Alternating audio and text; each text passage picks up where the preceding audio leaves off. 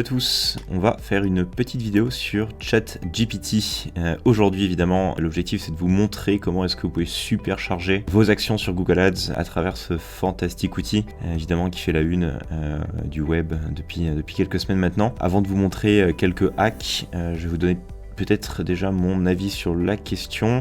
C'est un outil évidemment qui va nous permettre de faire beaucoup de choses, je pense, à l'avenir. On est vraiment au début de quelque chose d'incroyable. Et je pense que c'est un outil qui va permettre aux marketeurs qui sont déjà doués en fait de base d'être juste excellent et de super former le reste du marché. Notamment pour moi, c'est un outil qui permet vraiment d'exercer votre créativité et d'aller vraiment beaucoup plus loin de ce que vous pourriez faire de base, en tout cas, et de vous faire gagner beaucoup de temps. Maintenant, c'est aussi un outil qui a ses pièges, qui a ses écueils, et je vais essayer de vous montrer, en tout cas sur la partie Google Ads, comment est-ce que je vous encourage à l'utiliser si jamais vous souhaitez supercharger vos performances et pouvoir tester d'autres choses. Il y a 3 points que je voudrais vous montrer aujourd'hui qui devraient vous donner encore une fois de nouvelles idées pour enrichir vos campagnes Google Ads et surtout vous faire gagner pas mal de temps. Quelques warnings encore une fois, je vais vous montrer aussi ce qu'il faut pas faire, puisqu'il y a aussi des pièges dans lesquels vous pouvez tomber. Et l'objectif encore une fois de cette vidéo, c'est de vous apprendre à réussir sur Google Ads. Donc c'est parti, on y va. ChatGPT, Google Ads, comment est-ce qu'on peut s'en servir? Je vais vous montrer donc 3 exemples. Le premier, ça va être en fait d'enrichir une liste de mots-clés qui est déjà performante. C'est là où en fait l'outil est vraiment pas mal, c'est pour aller chercher la longue traîne, nous aider à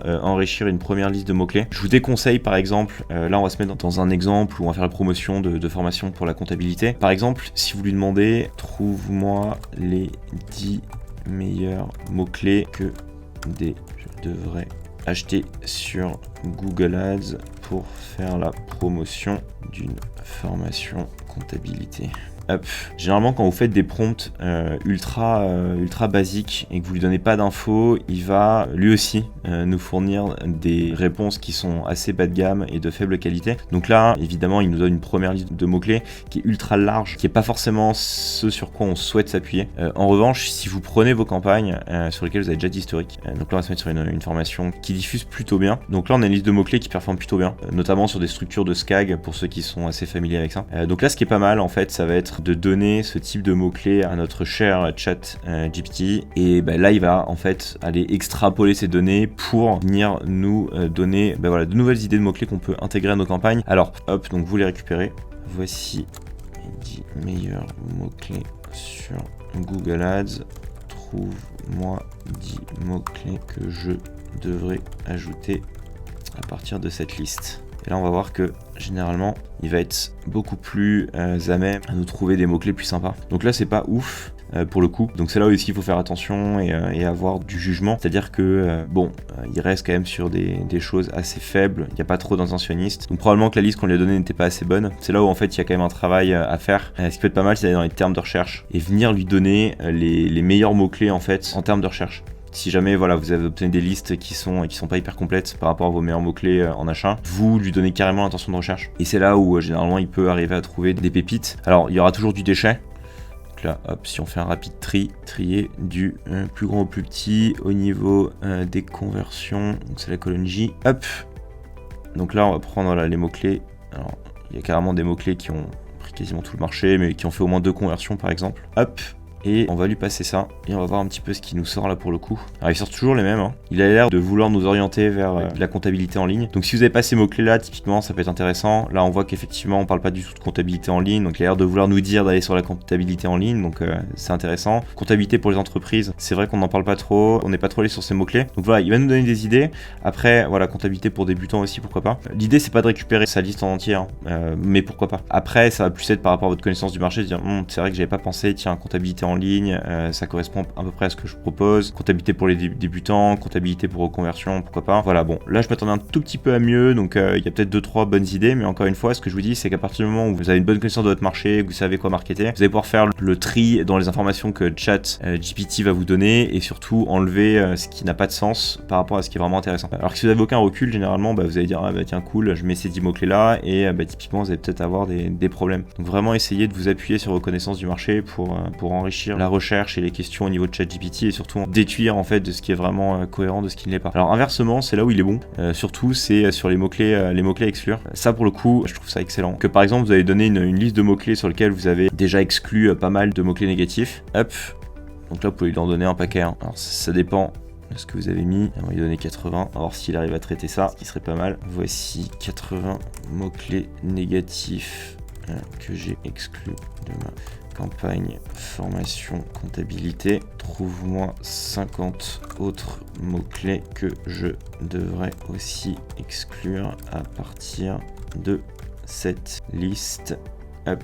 Bon, là évidemment c'est assez vaste, ça correspond à ce qu'on a envoyé, évidemment il y a beaucoup de déchets, on va le laisser avancer, hein. On va regarder un petit peu ce qu'il nous a donné, mais c'est là où je trouve qu'il y a un gros gain de temps, parce qu'il nous apporte vraiment pas mal de bons mots-clés à exclure pour le coup. Donc évidemment ça dépend ce que vous lui donnez, hein, encore une fois, c'est-à-dire que si vous avez pas bien fait votre taf sur l'exclusion de mots-clés négatifs et que vous donnez des mots-clés qui sont pas bons, lui il va rester là-dedans. Par contre voilà, si vous souhaitez supercharger vos exclusions de mots-clés négatifs, et on sait à quel point c'est important aujourd'hui, d'ailleurs je sais pas quand est-ce que cette vidéo sortira, mais j'ai fait une vidéo récemment sur ces problèmes de termes de recherche, des types de correspondance, etc. Là, clairement, je vois un vrai avantage à ChatGPT, c'est-à-dire qu'il va nous aider à gagner du temps en fait sur l'exclusion de mots-clés, et au lieu d'aller à la main, perdre du temps, là, je vois vraiment un outil exceptionnel entre guillemets pour gagner du temps là-dessus. Diplôme comptable, formation BTS, devenir expert comptable, de comptabilité. Alors bon voilà, évidemment il y a quelques déchets, hein, c'est à vous de le récupérer, mais globalement il comprend l'exercice et il sait le faire. J'en ai fait un l'autre jour, il me semble, tac, sur la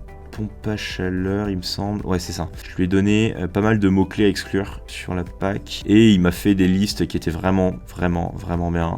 Pour le coup, c'était hyper précis parce que pour le coup, c'est là où les listes étaient vraiment aussi quali et il m'a fait des dingueries. Il m'a enlevé vraiment des mots-clés ultra pertinents qui permettent de gagner vachement de temps. Donc là, c'est pareil quand même avec la comptabilité, c'est plutôt pas mal. Ce qui est bien, c'est que voilà, on peut lui donner vraiment des listes en masse. Hein. Donc, on peut lui demander, ok, ajoute-en encore 100 que je devrais exclure et qui ne mentionne pas comptabilité dans le terme de recherche. Si jamais vous voulez pas qu'il soit trop restrictif, comme ça il enlève comptabilité éventuellement, carrière, stage, alternance.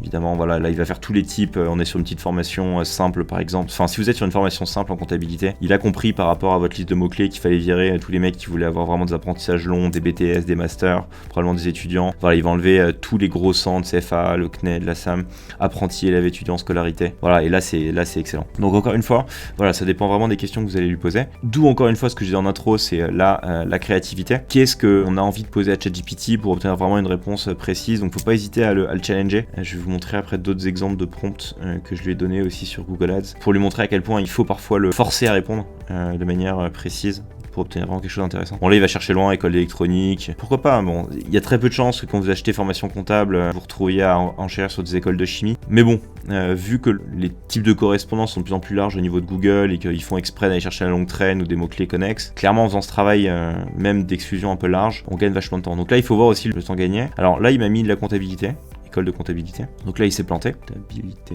Il a quand même mis, donc voilà, il y a quelques erreurs, bon il en a fait une pour le moment. Et il peut y aller, hein, ouais, il peut vous faire des listes de 100 mots-clés, donc c'est quand même vachement de gains de temps. Bon, je pense que vous avez compris l'idée. Encore une fois, il faut vous donner des idées à cette vidéo. Je pense que on est qu'au début des possibilités de cet outil pour nous faire gagner du temps sur Google Ads, en tout cas sur les sections de mots-clés négatifs et les enrichissements de mots-clés est plutôt bon. Deuxième chose, clairement, c'est sur l'enrichissement de vos ads. Bon, ça, je pense que vous le savez déjà, mais je vais plus vous montrer, je pense, formation, comptabilité.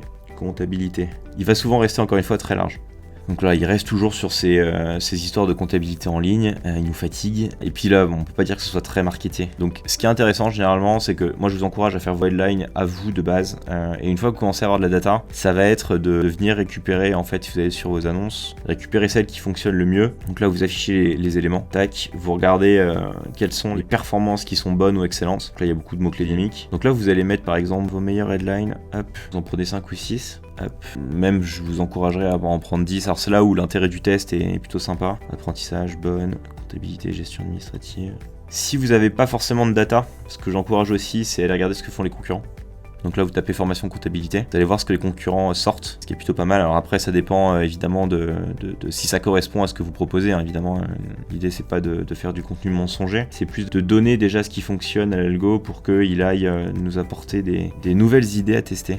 C'est surtout ça, si vous êtes en manque d'idées. Là, voilà, vous pouvez dire par exemple, voici mes meilleures descriptions d'annonces Google Ads. Trouve-moi 5 nouvelles descriptions à ajouter. On va lui faire un premier test. Donc c'est pas mal, c'est pas mal. Et alors évidemment, ce que je vous encourage à faire aussi, c'est d'enrichir avec des choses qui correspondent à vos formations ou aux produits que vous proposez. Donc moi, ce que je vous encouragerais à faire, c'est par exemple, vous mettez votre top 10 des arguments. Donc voici mes meilleurs arguments de vente. Je sais pas, vous pouvez mettre 98% d'apprenants satisfaits, des professeurs reconnus dans le monde entier. Accréditation, enfin j'en sais rien, j'invente, accréditation XXX et YY, etc. etc. Rédige-moi 5 annonces clickbait qui reprennent ces arguments.